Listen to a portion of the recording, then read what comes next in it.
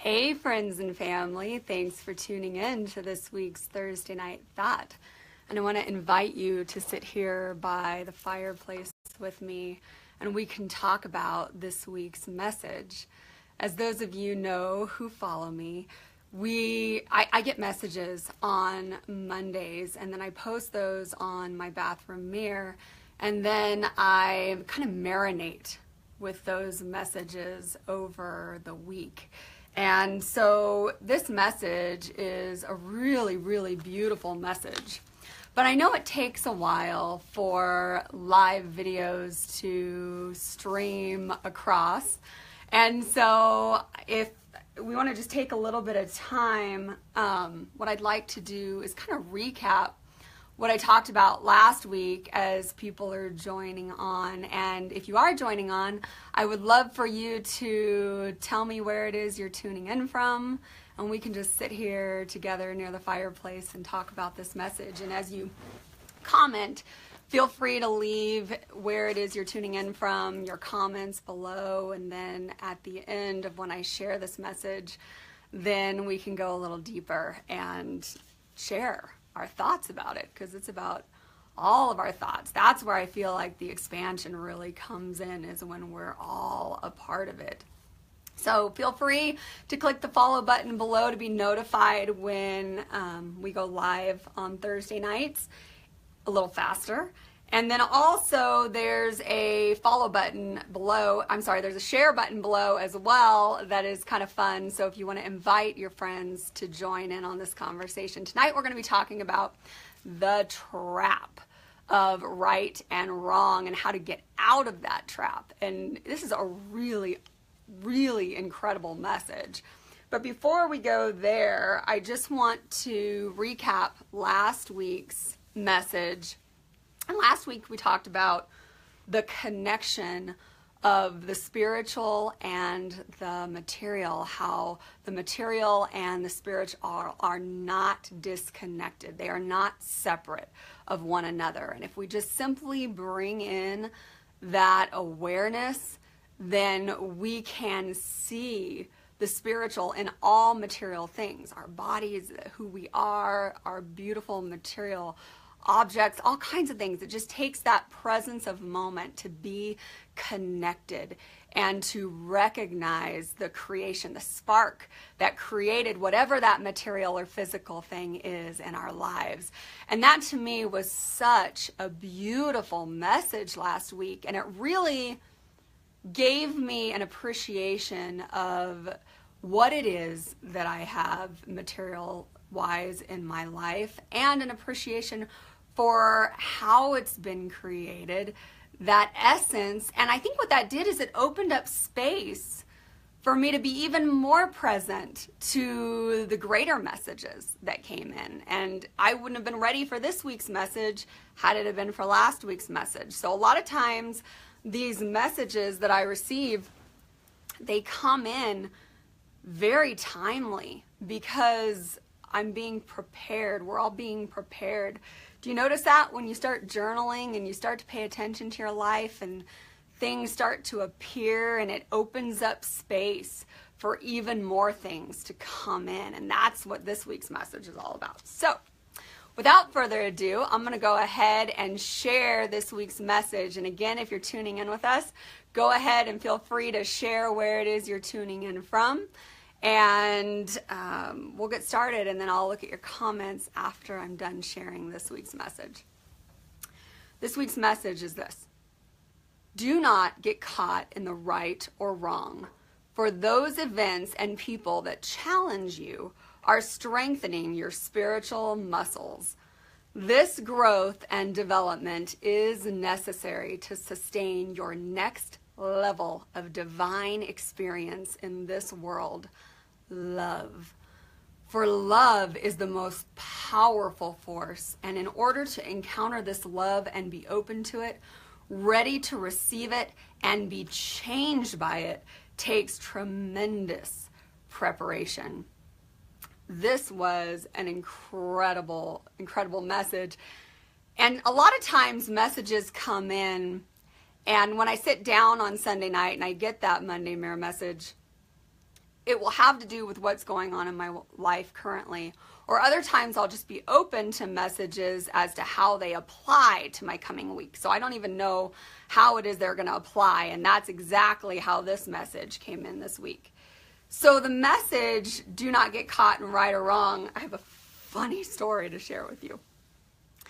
So Monday night, after I've posted my Monday Mirror message and I've looked at it all day long, I'll sit there, and I was at my computer, and I'd done some different things on my computer for marketing wise, and I was so excited to share with my husband when he got home that night, because I'd spent so much time and so much love and so much creation. And by the time he got home, and I say, "Hey babe, come look at this. This is what I've created today. What do you think?" He's like, "Well, I think this needs to be changed." And it wasn't focused on the creation of what I had come up with and all the excitement and all these different things. He was kind of picking it apart and telling me what it is I needed to change. And a lot of times men are very logical, and that's exactly what they'll do in that type of situation. And women are very emotional. So of course my reaction was like, "Well, you don't like it, or it's wrong, or it's right." But then also, as he kept going along, there were parts of me that were getting kind of upset. And I was like, "Well, wait a second. I spent all day creating this. This is right. This is right, and you're wrong." And just kind of getting in this, like, it became something between the two of us versus this creation that is still in creation because it hasn't been finished yet. I was obviously wanting his opinion. And so what's interesting is I turn around and boom, there's my Monday Mirror message staring me right at the face. Do not get caught in right or wrong, for those events and people that challenge you are strengthening your spiritual muscles. So I look at that, and I immediately get dropped into the awareness that, you know what, this isn't about something between my husband and I, right? Because when you can get caught in that right and wrong, think about somebody or some circumstance in your life right now that might have that essence of right and wrong. When you get caught in that trap, what happens is you then direct the energy toward the person or the challenging situation or whatever it might be versus what it was that I was trying to do, which was this beautiful creation. So the moment I recognize that, and I'm like, okay, this is challenging my spiritual muscle. I need to be aware of how is this information that he's bringing in possibly part of this creation. So rather than being prideful, rather than I'm right and you're wrong, and just this feeling of stagnation, because nothing moves when somebody's right or wrong. That energy just gets stuck right in that place. So instead of being in that trap, what this allowed me to do was say, okay, I'm being strengthened right now through this challenge and this situation. I'm going to be open to what it is I need to take in. So throughout the week, what I was able to do is really look at the things that he brought up and look at it in a way that was non-judgmental, look at it in a way that was really open to how it was going to help me in this situation. So if you can think of something in your life right now where you might be putting that label of right or wrong, and I'm not talking about moral right and wrong. I'm going to be very clear about that. I'm talking about our perception of right and wrong and how that can keep us in a trap. So the moment we become aware of our perception, knowing that our perception can change at any time, that's when the magic happens. That's when we allow space, an open space for us to be able to really create. So that's our spiritual muscle, right? Like it's being strengthened by whatever this challenge is that's going on in our lives. And then the message goes on to say this growth and development is necessary to sustain your next level of divine experience in this world. Love. So I don't necessarily believe that love is of this world, but I do believe love is infused in this world, because obviously, like I learned last week, and we learned last week through the message, is that the material and the spiritual are connected. They're not separate. So I don't also believe that there are levels of love. I believe that there's love. And what happens is we become more aware and become more open and get less caught up in these perceptions and judgments. Then what happens is we allow space for more love to envelop our lives. We then are more aware of the love around us, and we truly do want to experience that next level. It's a next level of experience within us. And that can show up in so many different ways. But what's interesting is it takes those challenges, it takes us being able to have that awareness to be able to strengthen that muscle in order to sustain that power of love. Isn't that a gorgeous metaphor? Like, love is one of the greatest forces. It's one of the strongest forces. And to be able to contain that and share that and have that in abundance takes us being able to grow these spiritual muscles of compassion and, oh my gosh, just all kinds of stuff. So, and then the message goes on to say, and what I believe is the message was giving us that awareness this week so we could be aware of this next level. And then what does that mean? What does that bring in? Well, it says that love is the most powerful force, and in order to encounter it, this love, we must be open to it, ready to receive it, and be changed by it. So that's what happened to me this week. As I was able to drop that right and wrong and get out of that trap, I then was able to be changed by what love wanted to bring in. And that is love in my relationship. It really had nothing to do with my creation and all of that. That is the perception. And it does take tremendous preparation. So it's like this spiritual muscle that we're constantly working on in order to allow more love into our lives. And that was an incredible, incredible message. So I'm curious what your thoughts are as we sit here and you take all this in. And I know a few of you have been commenting, and I'm actually going to do something different tonight. I brought my iPad. Give me 1 second here. Let's see here. I brought my iPad so that way I can actually see your comments versus having to respond to your comments on the phone, because a lot of times I don't get to see it. So I'm hoping I can see myself live here. And excuse me 1 second, because I'm actually going to put my glasses on, because, you know, I'm not that young spring chicken anymore. Oh, this is interesting. Why am I not seeing this on my feed here? Well, my friends,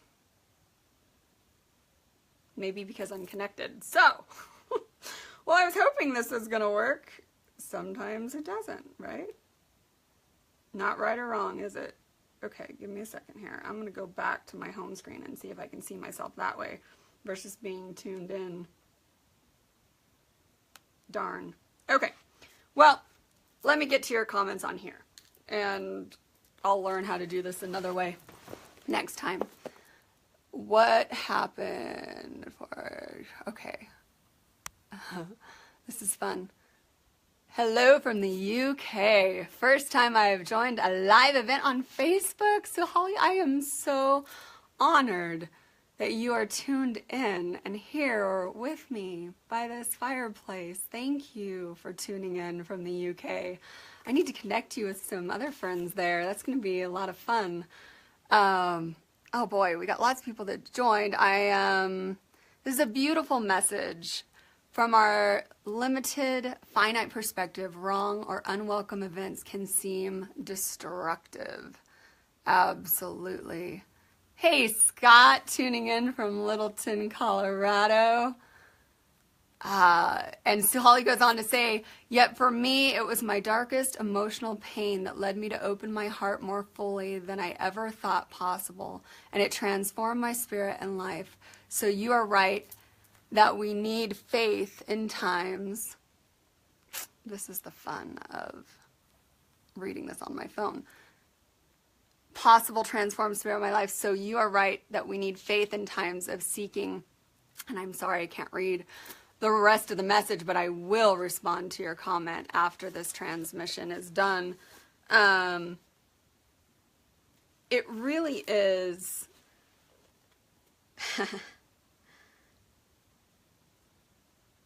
I really feel like it's that being open to these messages and just being here, present with one another right now. I love being tuned in with you guys in the present moment.